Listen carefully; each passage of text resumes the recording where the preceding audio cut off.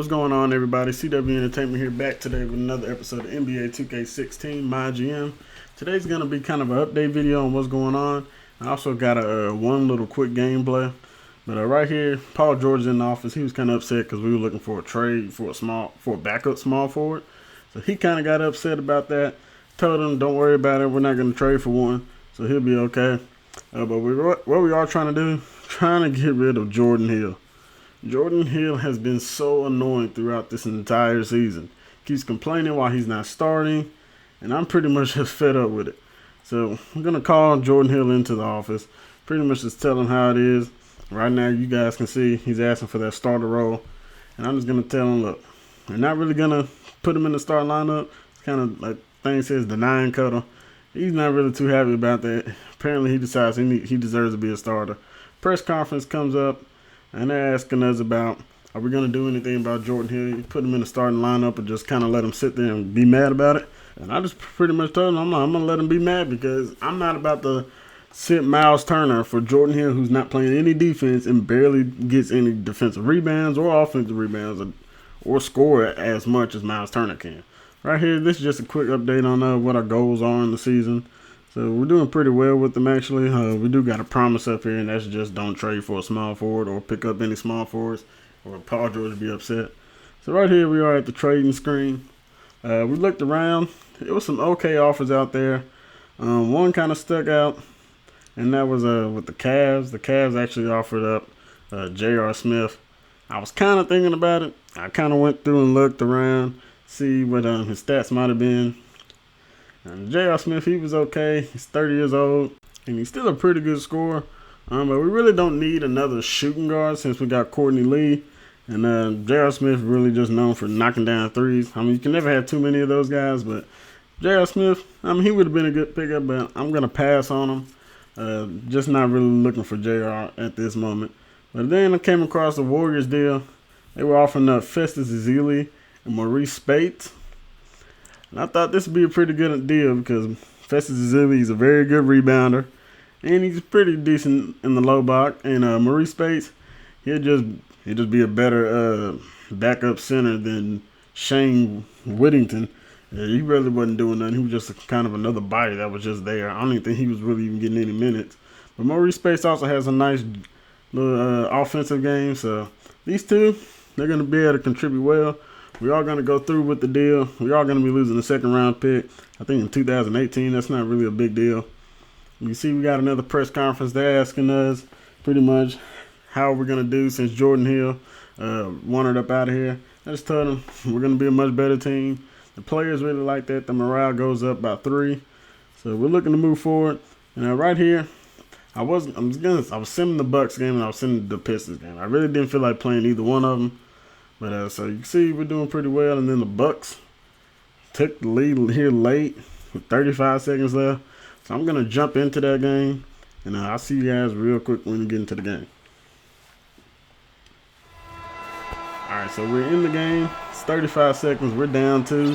Let's see if I can help our team pull out a win. Right here, we're going to get him down to Chalmers. And for some reason, the lineups were all jacked up. Had people in the wrong positions everywhere. Mahinmi was actually playing the 3. But right here, we almost have a turnover, which actually benefits us. Because now we get our regular starters back in the Paul George is in the game. He's going over to the corner, and Paul George gives us the lead. The stadium is going crazy. Paul George with a big-time 3. Puts us up 1. We're going to have to play some defense. And right here, we're going to get the steal. They're going to intentionally foul. That was Mark Carter Williams on the foul. This is going to put Chalmers at the line. He's going to try to put us up 3. We really need Chalmers to come through clutch right here. Chalmers on the first one. He puts it up. He gets it to rattle in with a big basket. Chalmers puts us up 2. Force them to at least have a 3 to win. And Chalmers misses the second. They're out of timeouts. They're coming down. It's Jared Bellis with the ball. Going to have to try to stop them, make sure they don't get any type of 3. If they do get a 2, then that's fine. We still have a chance. Mark Carter Williams pulls up. Oh, it's crazy hard defender. Can't believe he hit it. Paul George with no time left. Then Paul George hits the game-winning 3. He's sends the stadium home happy. Everybody on their feet. Paul George with a game-winning three over the Bucks. We winning 100-97. Can't believe Paul George hit that three. I had really no control over the shot. See at the bottom, he just kind of threw it up. The media didn't pop up. But what a good shot by Paul George. Gonna send everybody here home happy. And what a game against the Bucks. Turns out this game is going to be a lot better than what I thought, but it could have been different if I would have played the game. But I'm going to let these guys kind of take it away here for the post-game show, and I'll be back in a little bit. It's a lot that we'll see on the film that, we really don't realize, during the course of the game. But I know it's going to be tough, but, hey, we came out with the win. Felt great playing in front of the fans. Great to get back in the swing of things. Came out with a win. The film never lies. Kevin, back to you. All right, Doris, great job. Thanks so much. Thank you for joining us. That'll do it for now.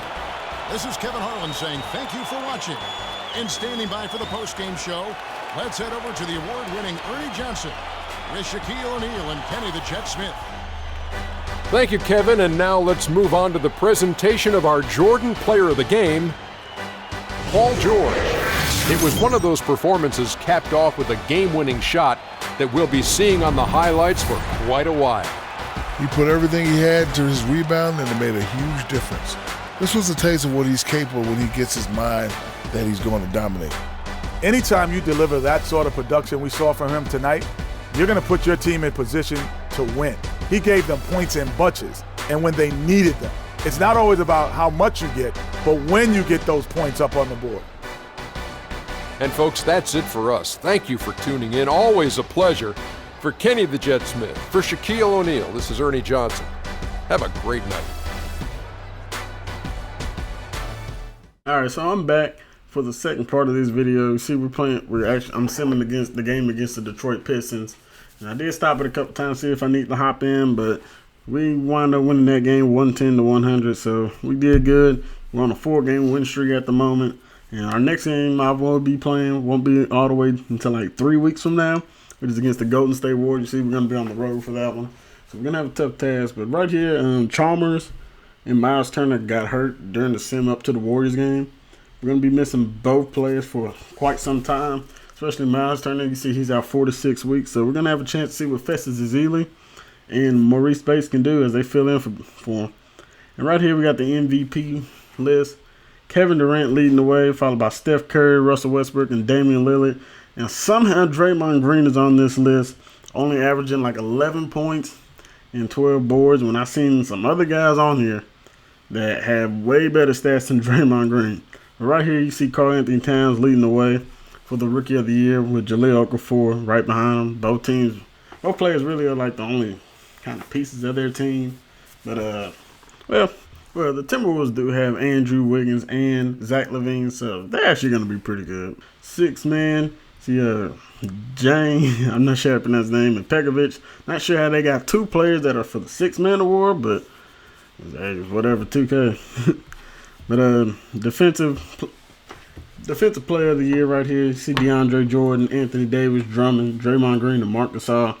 You see, Anthony Davis stats are a lot better than what Draymond Green is producing.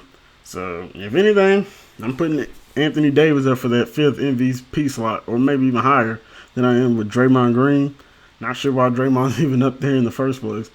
And for the most improved, you see, they got Mason Plumlee up here, so not really much of a big deal. And we're going to switch over to the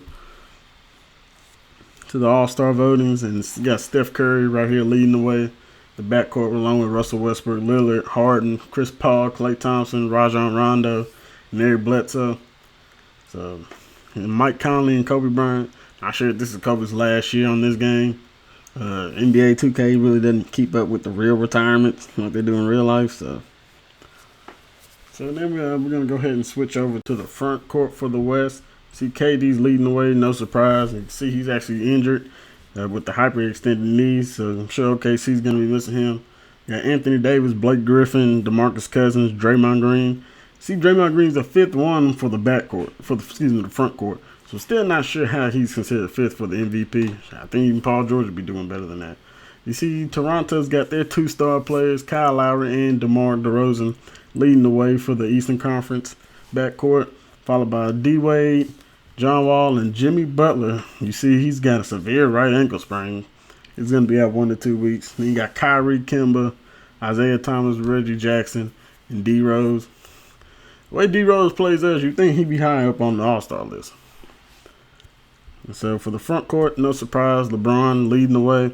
Doesn't matter if he's averaging 2 points a game. LeBron's always going to be leading the way for the Eastern Conference, especially for the All-Star game. See Carmelo right behind LeBron. We're just a little bit behind Carmelo, Paul George. See Chris Bosh, Andre Drummond, Greg Monroe. And then the 2 low post guys for the Hawks, Paul Millsap and Al Horford. So we got an interesting All-Star game coming up. And Paul Gasol and Brook Lopez also in it.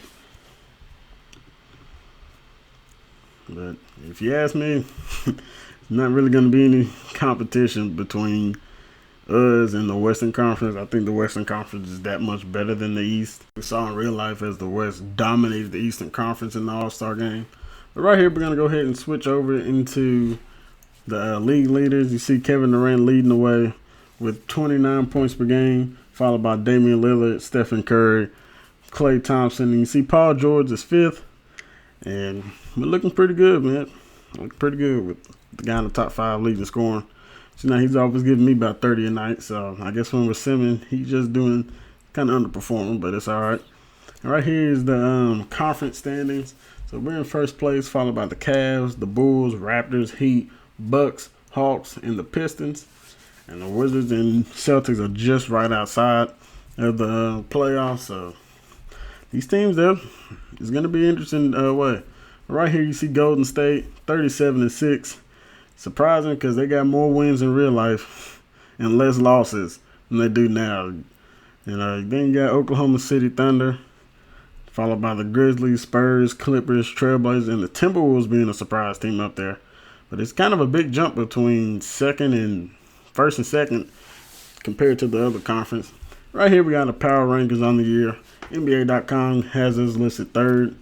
And 2K kind of not showing us any respect right here. You see, we're behind the Thunder, Clippers, Grizzlies, and the Spurs. Even though we've beaten each single one of these teams except for the Thunder.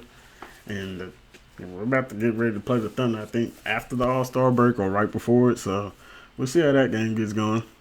And this next one is what really had me kind of like, what's going on? How are the Bucks ahead of us and the Cavs when neither one of these teams are higher than us in the conference? Especially the Bucks, who were just sitting at 500. Not even sure how they're even this high up there, but who cares? But here goes the team intel screen. See, we got a couple guys we're going to be going after in the free agency. Looking for Drummond, either Drummond, DeMar DeRozan, maybe C.J. McCollum, and that last guy is Michael Conley, just in case we don't re-sign Chalmers or there's nobody really at point guard position that's coming out. You see Untouchables are Paul George and Miles Turner. Those guys have really been playing well for us, so they're not going anywhere. But thank you all for watching. If you enjoyed the video, hit the thumbs up button, subscribe, comment. I'm out till next time, everybody. Peace.